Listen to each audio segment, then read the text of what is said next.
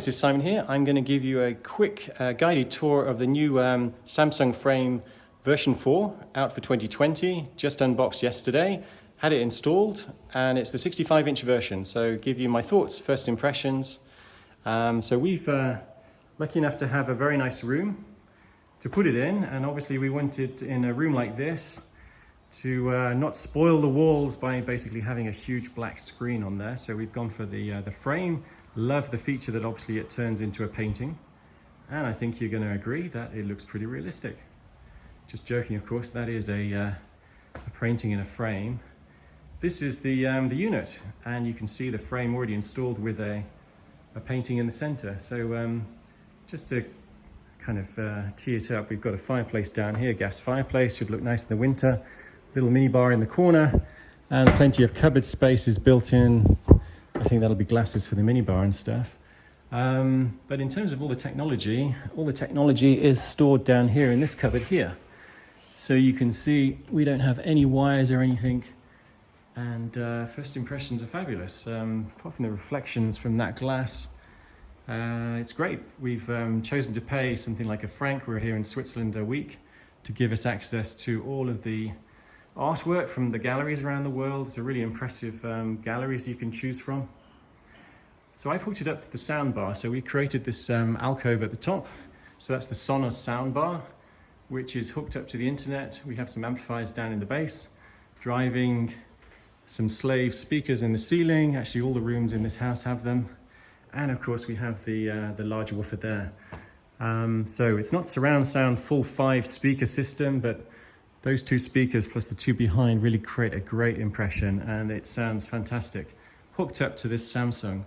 In terms of the installation, I think it's a 2-man job. You need 2 people in to basically put the bracket behind the TV and install and screw into the bracket, making sure it's dead center, and then it just lifts on, clips in place, and you basically need a hole in the wall.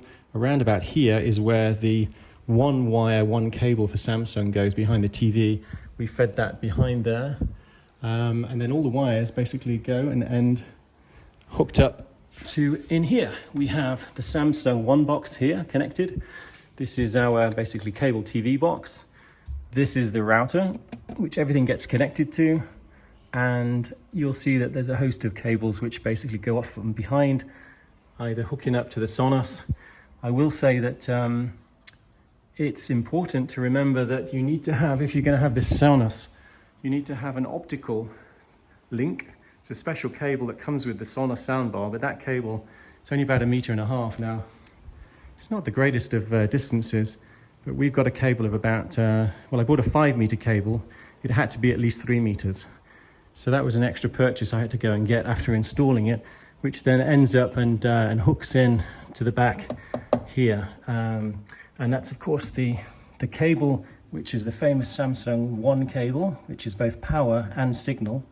And then everything you want to plug in and use, for example, if you've got gaming or different inputs, all via HDMI cables going in here, apart from your Sonos, which of course requires both the HDMI cable, but also the optical cable. So what about the experience itself? Fantastic. Very excited. If you want to have a really good piece of artwork that size, you're going to be paying, I think, about $1,000 starting for something like that, especially with a nice frame.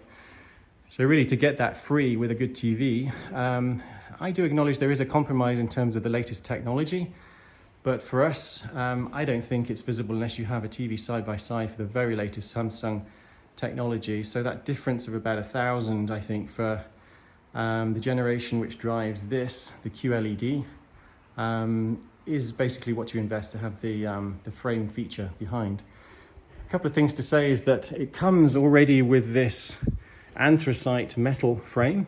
I do not have any frame added on, so I'll probably buy that separately. There's 4 or 5 colors to choose from.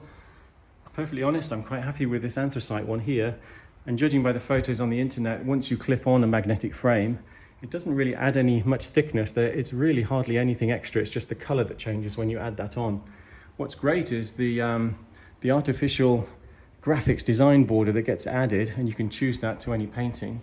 And it basically is so convincing. The passepartout in the corners is just tremendous. If you look in there, certainly as you get any distance, it really is very convincing in terms of the painting. And then in terms of the controller, really nice design. I've had a Samsung TV before, so appreciate this. Very easy to find your way around. It's got some extra shortcut buttons at the bottom. So for Netflix, and over here in Switzerland, there's a TV station to get onto quickly to see all your programs. Home in the middle, you rock up and down for volume and changing channel here. But if you basically want to watch TV, let's say we go to Netflix, one button, we're straight in. Looks like Alex has been watching some TV recently with his Tom and Jerry stuff. Very easy to log into Netflix and see everything. See if I can get to show you the quality. So maybe if I just log into my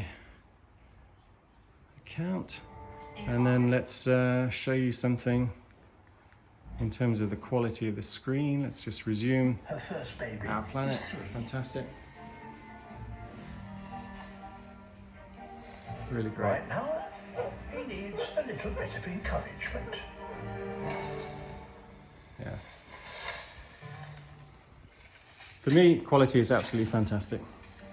And then if you want to just switch back to art mode, there's just the one button here, leave the room, just press it quickly once, it goes back into art mode, shows the image, and obviously there's a little camera built in so that when you leave the room, if there's nobody in the room for 5-10 minutes, then it'll power down, but if somebody comes back in and detects some motion, then it'll display the painting again of your choice. So it's a nice feature. But the great thing is you have so much control over what you want to see. There's libraries and libraries of stuff to choose from. So if you go down to the art store and to see collections, there is tons to see. As you can see, I've only had this a day, so it's not the greatest to quickly know where. And here we go. So here are some options. You've got artists famous after their death, 12 pieces there. I see a Van Gogh, some popular cartoony type ones, Journeys to the East, geometric stuff. So I mean, let's just I don't know, let's just go into people and photography.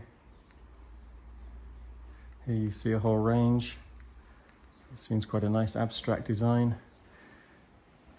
Gives you a quick preview, but then if you go up to the options, then you can click on the mount, and then it gives you options on customizing the mount.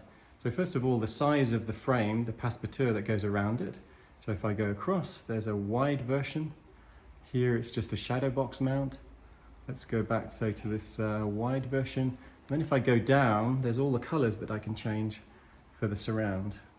So slate, sage, there's a whole rainbow of colors to choose from.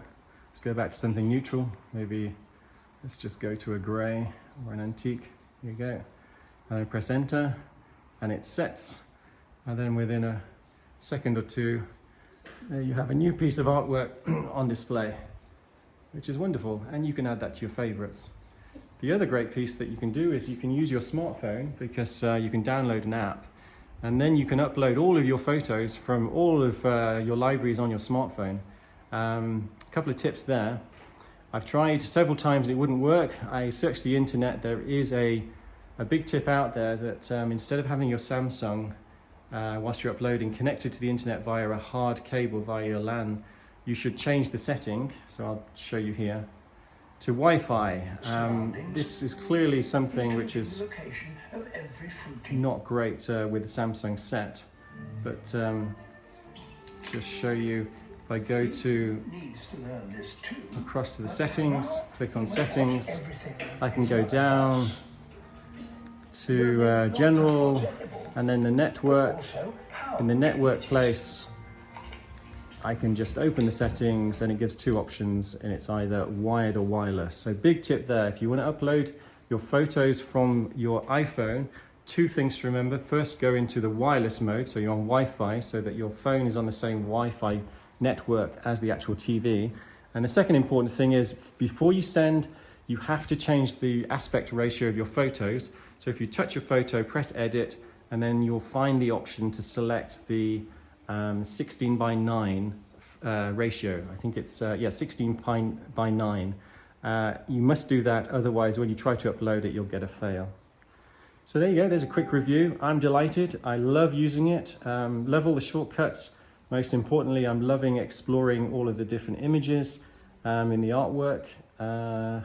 We can even upload some photos, and if I go to recents, you'll see we're having a little bit of fun by even choosing photos of the kids, cars, and even a wedding photo, which is kind of nice. Looking forward to that. Okay, signing off. Enjoy. I really recommend it. That's the Samsung 65-inch frame. It's the Generation 4 you need to go for. Some big difference, especially in the audio versus the 3 from last year, so the 2020 model. And yeah, if you like the video, please click on like.